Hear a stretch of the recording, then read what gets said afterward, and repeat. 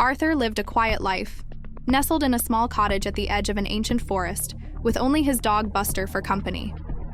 Buster was a large, imposing mastiff, but in all the years Arthur had him, not a single bark had ever escaped his throat.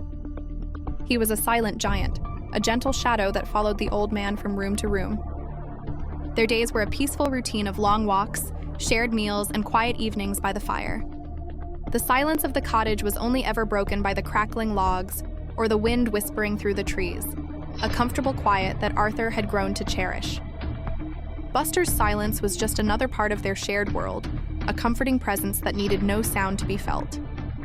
One evening, as a storm gathered on the horizon, the familiar peace of their home began to fray. It started with a faint scratching sound from the attic, a room that had been empty for years. Arthur dismissed it as a mouse, but Buster, who usually ignored such things, lifted his head, his ears twitching. A few moments later, the lights in the living room flickered and died, plunging them into darkness. Arthur fumbled for a candle, his heart beating a little faster. Through it all, Buster remained still and quiet, his large body a motionless silhouette in the dim moonlight filtering through the window. Yet his gaze was fixed, and an unusual tension radiated from him. The storm broke and rain lashed against the cottage. Arthur, peering out into the night, saw a shadowy figure hunched by the kitchen window, methodically trying to pry it open. A jolt of fear shot through him. He was old, alone, and miles from any help. He froze, his breath catching in his throat. Just as the window latch gave way with a soft click, the silence was shattered. An explosive, ferocious bark ripped through the night, a sound so powerful it seemed to shake the very foundations of the cottage. It was Buster.